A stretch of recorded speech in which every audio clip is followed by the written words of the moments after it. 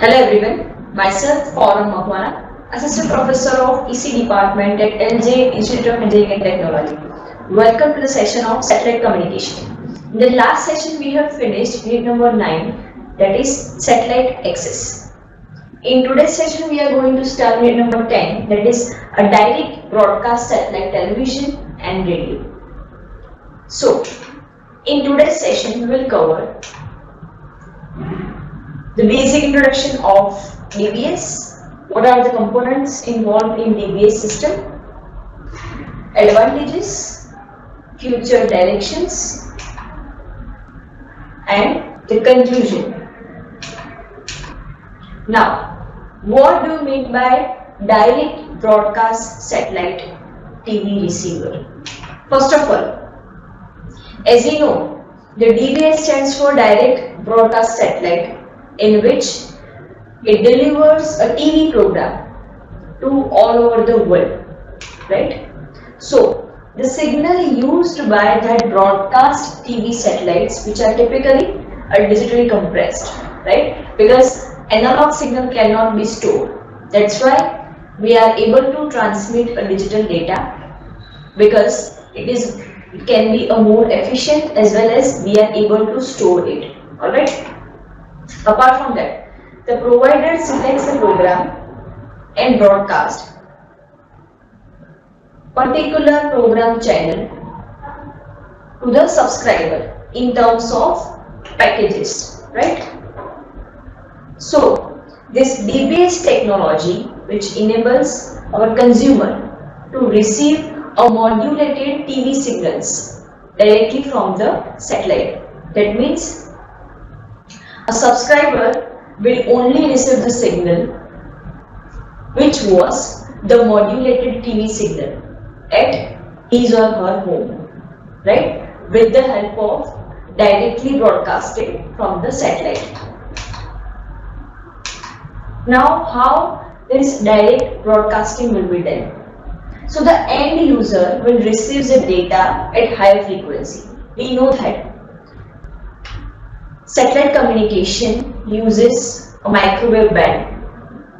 Earlier it was a C band, but nowadays in satellite communication Ku band and Ka band is used, right? So it has a higher frequency in terms of gigahertz, right? So the end user will receive the data from the higher frequency satellite. Typically it's in a geosynchronous orbit, right? This diagram shows, this one is my transmitter, this is a satellite in geo orbit, and this is a receiver at consumer end, right? So this DBS broadcasting system will going to transmit the signal to the satellite, right? And that satellite will receive the signal, it will amplify it and retransmit back to this consumer earth station, right? Or you can say consumer TV station, alright? So, the signal which is received from the satellite to the consumer end is called the downlink signal, right? And the signal which is going to be transmitted from the DBS system to the satellite is called the uplink signal. See, both the frequencies, uplink and downlink frequency, both are different, and uplink is higher than the downlink frequency in the satellite communication. Alright? Now, why we are going to use this geostationary Earth orbit?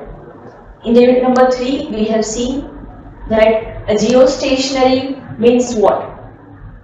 From the Earth, we are able to see the satellite in the stationary position. Why? Because a satellite is moving with the same rotational speed of the Earth, right? So, the geo satellite is used for the Earth mapping. Apart from that, for geo satellite, there are total 3 conditions, right, that it has to fulfill. The first condition is the inclination angle must be 0. Orbit must be circular, and Third is the velocity of the geo satellite should be the same as the rotational speed of the earth, right? That's why we are going to use a geo, because it is used for the earth mapping, right? Second, the high power of transmission from this satellite, which allows the user's receiver to have a very small size, because at the user side the antenna aperture is very small, right? Antenna diameter is very small. That's why we need to transmit the high power. So by using this video compression technique and the encoding technique in the transmission side, we are able to transmit the hundreds of channels in terms of broadcasting manner, right, over the entire bandwidth. Because as the numbers of users are going to be increased, apart from that numbers of channels are going to be increased, but we have a limited bandwidth. So what we are going to do is, we are just simply compress that digital signal, or you can say video and audio both, right, to transmit a more amount of data to the available bandwidth. Alright. So this digital DBS TV receiver means what? So the DBS system which used in the satellite in the geostationary orbit, which is used to transmit the signal which was transmitted from the Earth station, right, which is located onto the surface of Earth. So what is the function of the transponder, or I can say the satellite? It will receive the signal from the uplink transmitter, it will amplify it, and it retransmit back to the user's end, Earth station. Alright.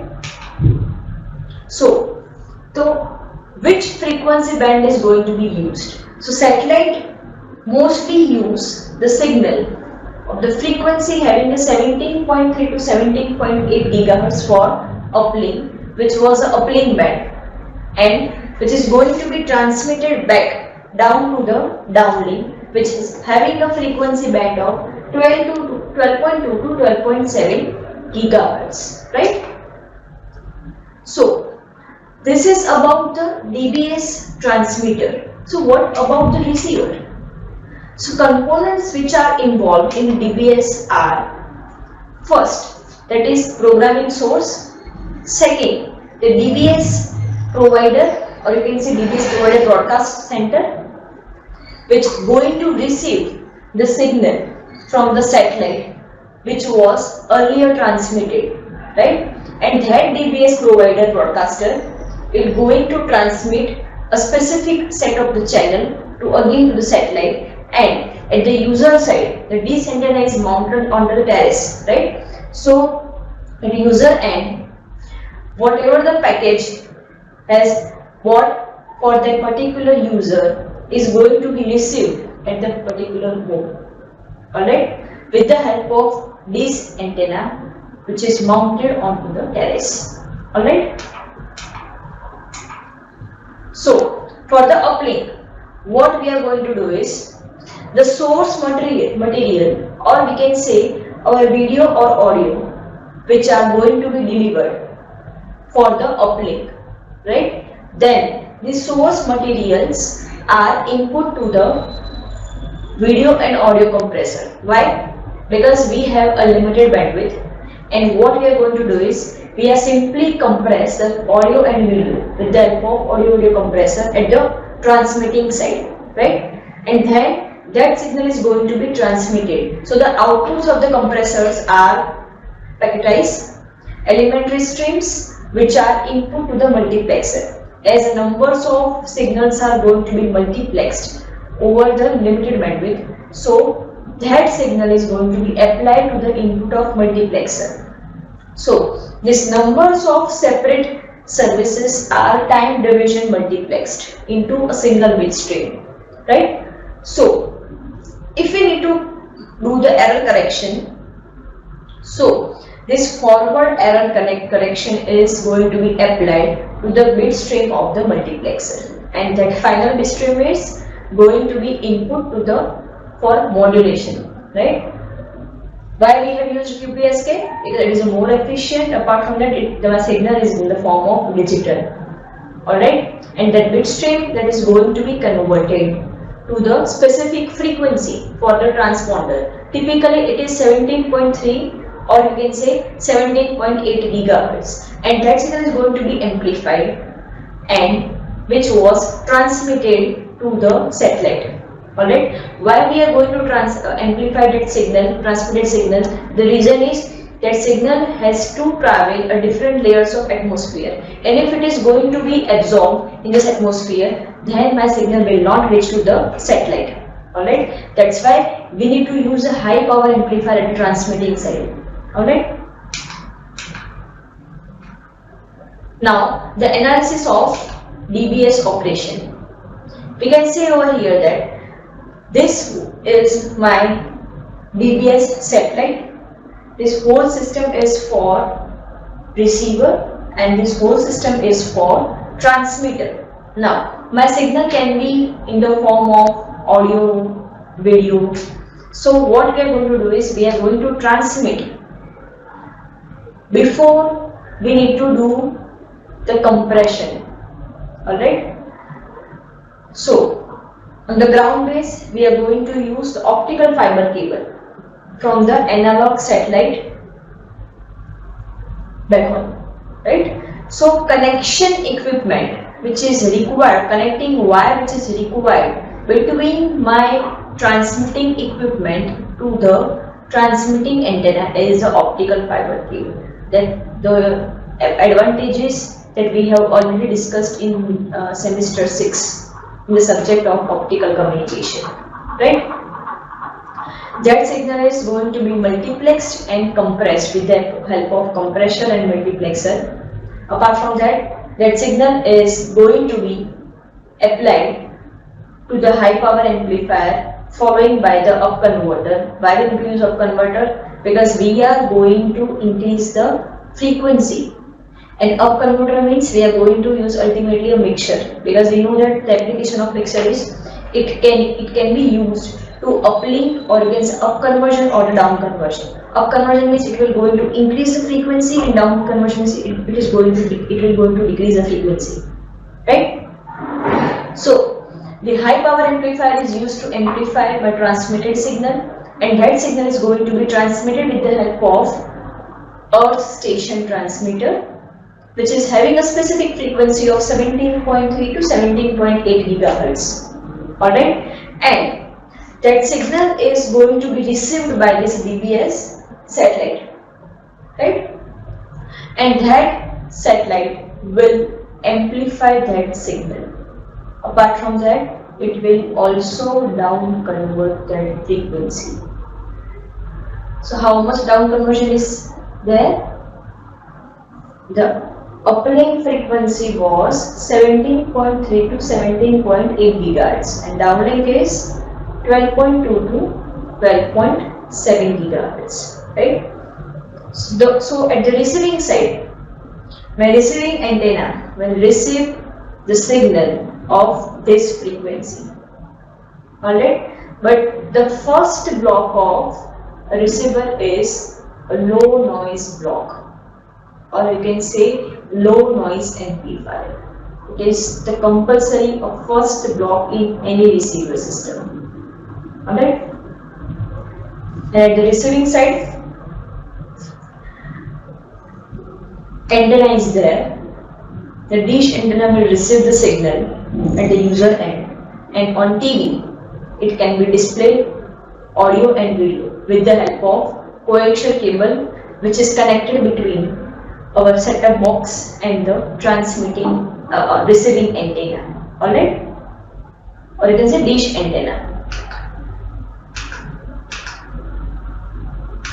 Now what is the function of transponder? As I have told you earlier, that transponder will receive the signal from the transmitter, amplify it, and retransmit back to the receiving earth station, right?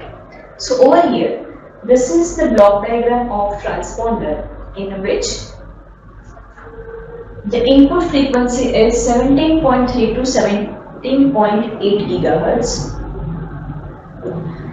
That particular band is going to be passed through the band pass filter. Why? because the antenna is not that much sensitive to receive only specific frequency band. It receives all the signal of frequency, right?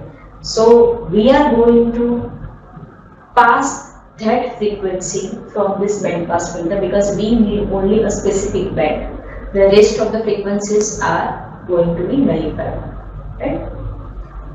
That signal is going to be applied to the mixture. Why mixture over here? The reason is we are going to down convert that particular frequency. As I have told you, mixture is used for a down conversion, right? So mixture is followed by the local oscillator which has a specific frequency of 5.1 gigahertz. So after that, the frequency which is generated resulted from the mixture is called the intermediate frequency, which is subtraction of RF and LO, right? Then it is going to be transmitted through the high power amplifier because we are going to again transmit back through the downlink receiver, right? So that frequency is around 12.2 to 12.7 gigahertz. Alright, so this is the function of transponder which I have already explained. Now about downlink. Now we know that in downlink the first task is we are going to use the low noise block. Second, the tuner. Why tuner is there? Because we are going to select the transponder, right? Demodulation. As the modulation is done at the transmitting side, so demodulation is done at the receiving side. Error correction is also done at the receiving side because we are going to remove that concatenated FEC because the forward error correction was done at the transmitting side, right?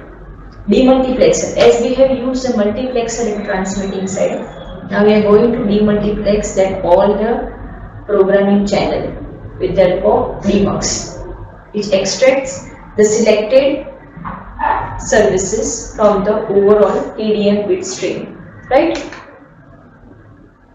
Now buffer. What is the function of buffer? It is a small storage of DMUX between demultiplexer and decompression engines, which is a temporary storage of our demultiplexed bit, demultiplexed bytes. Decompression engine, that means it is nothing but a decompressor of audio and video. Now, for the downlink, as I have told you, this is for the uplink facility and this is for the downlink facility. And this downlink, ultimately our receiving antenna, dish antenna is located at the user end. So we need to use a lower frequency. That means a frequency which is lower compared to the uplink frequency, low noise block, and secondly, we need to use the coaxial cable between our dish antenna and our TV system for the connection. Alright. So this is the diagram for the downlink. This is the diagram for the uplink. I have explained you both uplink and downlink at the same time, in the previous slide. Now, what are the applications? As its name suggests, it is used for subscription-based TV, pay per view, then public service channel rebroadcast, digital video recorder, and in SDTV. Alright, it means a high definition televisions. Alright. So what are the advantages of this DBS service? The advantage first is We are able to provide more choices, more channels. It can be available over a rural area. It is reliable service, and we are able to transmit a digital signal, digital picture or digital sound, right? And it can also provide the interactive channel guides. So what are the future directions in DBS? It provides advances in the video and audio encoding techniques, provides advances in the modulation and the error correction technique, advances in the consumer electronics and in the satellite platforms. So over here, unit number 10 is finished of satellite communication. But still, if you have any doubt, you can ask me at any time on my email ID. Right? So over here, we have finished a 90% syllabus of satellite communication. Alright? But still, if you have any doubt, you can ask me at any time. Till then, thank you for your attention.